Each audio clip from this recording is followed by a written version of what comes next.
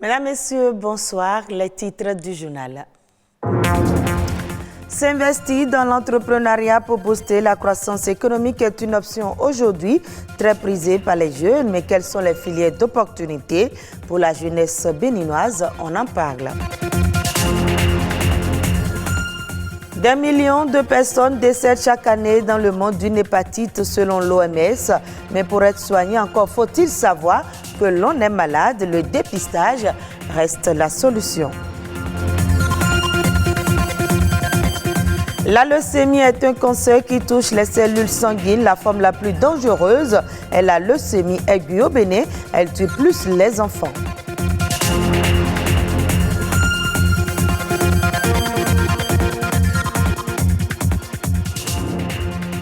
S'investir dans l'entrepreneuriat pour booster la croissance économique est une option aujourd'hui très prisée par de nombreux jeunes en fin de formation. Ils s'orientent vers ce secteur sans trop savoir ce à quoi s'attendre. Quelles sont les filières d'opportunités qui s'offrent à ces jeunes? La réponse dans ce reportage de Patrick Adjagodjou. Des jeunes diplômés sortis des universités, le Bénin en compte par vagues de milliers chaque année. Sur le marché du travail, certains s'orientent vers l'entrepreneuriat, mais peinent à faire le choix des filières d'opportunités. Nous sommes actuellement à l'étape de l'économie numérique. À cette étape-là, les jeunes doivent vraiment s'investir là-dedans parce que l'économie numérique a son mot à dire dans le développement économique des États. Ce qui manque à l'Africain, c'est se nourrir à partir des produits fabriqués par eux-mêmes. Donc nous cultivons, mais nous ne transformons pas. Jusqu'à l'heure où nous parlons, la vallée de l'Ouémé est restée là, inactive. Personne n'y pense. Pour grandir et rester présent dans le temps sur le marché du travail, le jeune entrepreneur a besoin d'une formation en management et gestion de l'entreprise. Pour aider les jeunes à se prendre eux-mêmes en charge, c'est lancer des marchés de formation. Mais pas formation en entrepreneuriat où on fait business plan. Non, c'est pas ça. Entrepreneuriat, c'est amener la personne à devenir entrepreneur dans sa façon de penser, dans sa façon de réfléchir. Et pour former les jeunes à aller dans l'entrepreneuriat, il faut des gens qui ont réussi dans l'entrepreneuriat. On ne peut pas prendre un professeur d'université qui n'a aucune entreprise pour venir former les gens à créer une entreprise. Pour ceux d'entre les jeunes qui optent pour l'entrepreneuriat, certains bénéficient d'un accompagnement financier, mais utilisent souvent ces fonds à d'autres fins. Quand même on les accompagne pour dire voilà, nous vous mettons à disposition des fonds pour le projet que vous avez monté. Il faut que ces fonds soient utilisés exclusivement pour le projet et que les rubriques qui sont inscrites au niveau du projet soient respectées à la lettre. Avoir une vision, se donner les moyens et se prendre au sérieux, des qualités parmi tant d'autres pour réussir en entreprise. Dans ce Cotonou, j'ai fait J'ai l'honneur, j'ai fait Fonds de solidarité nationale pour l'emploi, j'ai fait programme campus, j'ai fait tout ça. Mais c'est à programme campus que quelqu'un m'a insulté. Je lui ai dit les clients sont prêts, si vous me donnez le financement, les clients sont là. Et il m'a répondu, si les clients sont là, ils n'ont qu'à commander, tu prends la commande pour acheter les machines. Il pensait me contenter avec ça, j'ai appliqué ce qu'il a dit et j'ai démarré l'entreprise sans financement. C'est au Bénin ici qu'on a inventé l'entreprise sans financement. Aujourd'hui, dans beaucoup de pays, c'est utilisé. Je voudrais dire à tous les jeunes qui m'écoutent, je suis jeune. Toi aussi, tu peux réussir. Mais il faut que tu arrêtes les pertes de temps dans WhatsApp, dans des messages qui n'ont pas de sens. Non, il faut te prendre au sérieux dès maintenant. Il faut se donner les moyens de réussir. Le défi est considérable et il ne fait nul doute que les jeunes ont des capacités et une volonté pour entreprendre. Chaque génération est le produit de son époque et il serait bénéfique d'inciter les jeunes vers l'entrepreneuriat afin qu'ils puissent participer à la croissance économique. Aujourd'hui, 7 septembre, c'est la journée mondiale de la myopathie de Duchenne. Cette journée a été instituée pour faire le point sur la maladie et trouver des financements pour la recherche. La myopathie de Duchenne est une maladie héréditaire qui se caractérise par une dégénérescence musculaire progressive. De nombreuses personnes souffrant de dystrophie musculaire sont atteintes de la myopathie de Duchenne.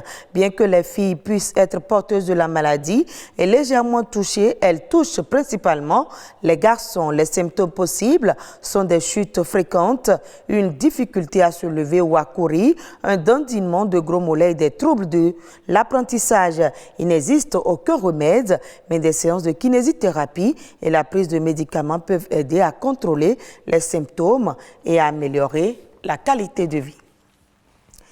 Et si on parlait des hépatites, souvent qualifiées de tueuses silencieuses, les virus des hépatites sont multiformes et seul un dépistage précoce permet de connaître son état sémiologique. Quelles sont les voies de transmission et les traitements disponibles pour soigner les hépatites? Suivez ce reportage pour mieux comprendre. Dans le monde, il existe plusieurs formes d'hépatite virale. Selon le dernier rapport mondial de l'OMS, 325 millions de personnes sont atteintes de l'hépatite B ou C. Les spécialistes évoquent des causes variées. Et ces virus sont désignés dans l'ordre alphabétique suivant leur découverte de A, B, C, D et E. Au Bénin, c'est les causes infectieuses. Et dans ces causes infectieuses, on va parler des causes infectieuses virales. Il y a les causes toxiques et il y a des causes métaboliques. Ça concerne les sujets qui sont souvent très obèses. Il y a d'autres causes, les causes immunologiques, les tisanes que vous prenez, certains médicaments aussi qui peuvent être cause d'inflammation du foie. Au Bénin, les hépatites B ou C exposent plus à la chronicité lorsqu'ils ne sont pas tôt détectés, tant les signes sont silencieux. Il y a ce qu'on appelle les infections aiguës et les infections chroniques. Aiguës pour dire que le délai de l'infection ou de l'inflammation jusqu'à la guérison de la maladie, ça n'excède pas les 6 mois. Quand l'infection évolue au-delà des 6 mois, on parle de chronicité. Et si vous passez à la phase chronique, ce qui voudra dire que vous êtes exposé aux complications. Et notamment les complications, c'est la cirrhose et c'est le cancer du foie. Dans 80% des 2 cas, il n'y a pas de signe. Avant que l'ITER n'apparaisse, généralement, vous avez de la fatigue, de la fièvre, des douleurs dans les articulations. L'hépatite est qualifiée de tueur silencieux. Son mode de transmission reste tout précoce et dangereux. La majorité ont l'hépatite B, mais c'est une contamination qui se fait très tôt dans les premières heures de vie, de la mère à l'enfant. Ça peut se faire de façon horizontale avec les enfants vivant sous le même toit. Les autres voies qui sont sexuelles ou bien sanguines, c'est beaucoup plus rare. Le virus C, c'est une contamination purement sanguine. Avec l'évolution de la science, il existe aujourd'hui un vaccin pour prévenir les hépatites et des moyens de traitement pour les personnes atteintes.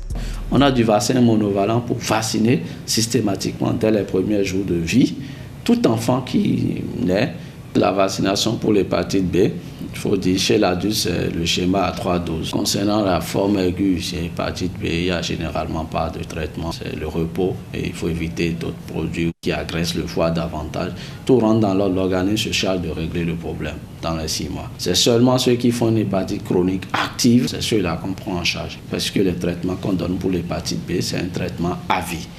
Alors que pour l'hépatite C, c'est un traitement de 3 mois et là, vous avez la guérison dans les 3 mois après le traitement.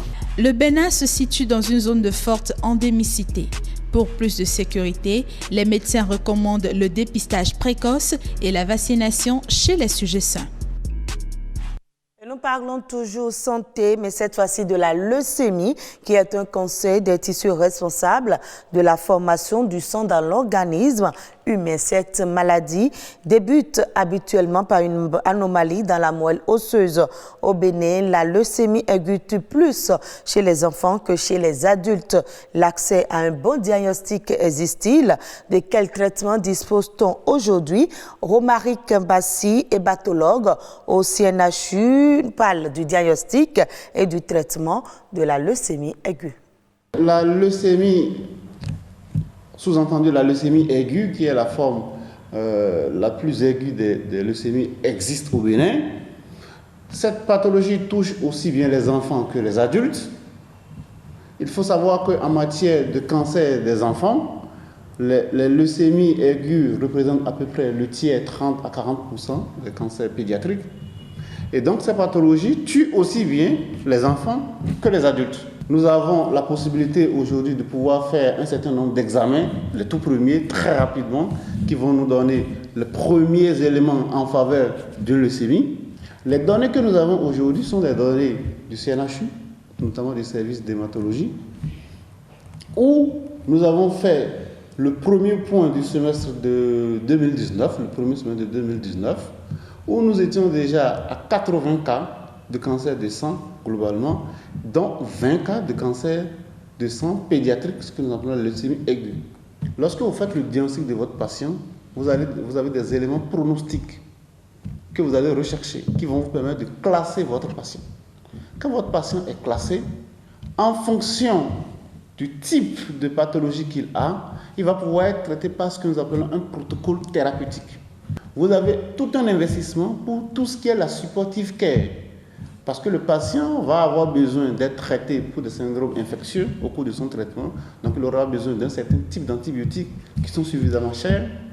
Ce patient aura besoin d'une certaine nutrition au cours de son traitement. Il va falloir investir là-dedans. Ce patient aura besoin d'être transfusé, aussi bien en globules rouges qu'en plaquettes. Ça demande de l'investissement. Le traitement d'un cancer ne peut pas être l'apanage du patient à lui seul. C'est toute une organisation qui doit se mettre derrière ce patient-là et pouvoir l'aider à pouvoir vaincre ce cancer-là. Information hors du Bénin, enfant Priscilla Sitine, dite Gogo, n'a pas eu accès à l'éducation. Cette Kenyane a pris sa revanche en rentrant à l'école à l'âge de 90 ans. Elle espère ainsi inciter les autres femmes à suivre son exemple. Suivez ce reportage de nos confrères de France 24.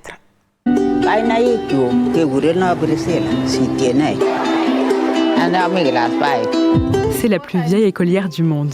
À 90 ans, Priscilla Sitine, dite Gogo, décide d'aller à l'école pour la première fois. Son but, montrer l'exemple à toutes les femmes au Kenya qui souvent ont des enfants très jeunes et sont obligées de quitter l'école pour les élever. Un film retrace le parcours hors norme de cette nonagénaire. Alors qu'elle n'avait jamais quitté son village, elle s'est rendue à Paris pour la promotion avec son arrière-petite-fille. Je suis très contente de faire ce voyage, surtout avec mon arrière-petite-fille, pour qu'elle puisse regarder et apprendre l'importance d'aller et de rester à l'école. Je crois qu'elle inspire beaucoup d'étudiants au Kenya et tout autour du monde pour aller à l'école. Le réalisateur Pascal Plisson a vécu 15 ans au Kenya. Il découvre l'histoire de Gogo dans un article de presse locale. Évidemment, moi, ça m'a interpellé et donc je suis allé immédiatement au Kenya rencontrer Gogo. Et quand j'ai vu le personnage, son charisme, sa personnalité, la manière de son histoire, je me suis dit qu'il y avait certainement un gros potentiel pour faire une histoire autour de cette dernière année à l'école. Je pense que l'histoire de Gogo nous remet un petit peu tous en place dans nos pays occidentaux où nos enfants ont plutôt du mal à parfois aller à l'école, ils le prennent plutôt comme une contrainte. Depuis l'inscription de Gogo à l'école, son établissement a gagné plus de 300 étudiants. Avec la sortie du film, elle espère faire changer les mentalités sur le long terme. Les autres faits marquants de l'actualité internationale, c'est dans Eco Inter, une présentation de Rodrigue Babagbeto.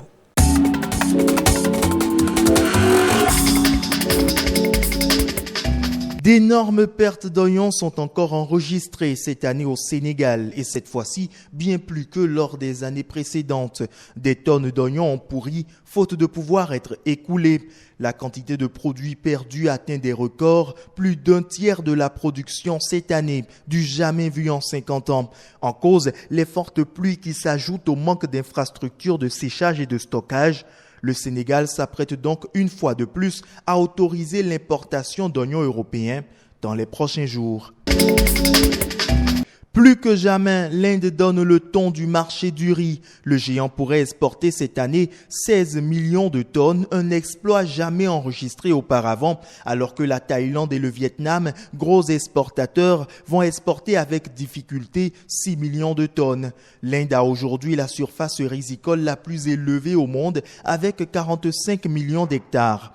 Le secret de cette forte exportation du riz de l'Inde reste son prix le moins cher du marché. Le grain indien fait désormais référence en Afrique subsaharienne. Résultat, pour ne pas sombrer, ses voisins asiatiques sont contraints de s'aligner. L'écart de prix entre le riz indien et ses cousins thaïs et vietnamiens n'est plus que de 5 à 10 $ la tonne, alors qu'il était il y a un an plus tôt de 100 $. Cuba prévoit une réouverture aux touristes le 15 novembre prochain. Alors que le pays a connu une forte recrudescence des cas de Covid-19 ces derniers mois et une crise économique toujours plus profonde, l'île parie sur le tourisme et surtout sur une amélioration très prochaine de la situation sanitaire pour se relancer. L'économie dépend essentiellement du tourisme et les autorités du pays n'exigeront plus de tests PCR ni de semaines de quarantaine à l'arrivée des voyageurs d'ici à 2 mois. La surveillance des touristes pour la Covid-19 sera aléatoire. Cette date de réouverture a été annoncée avec l'assurance d'avoir vacciné d'ici là 90% de la population cubaine. Pour l'heure, seuls 35% des Cubains ont les 3 doses d'Abdala ou Soberana, les 2 vaccins développés sur l'île et approuvés seulement par les autorités de santé cubaines.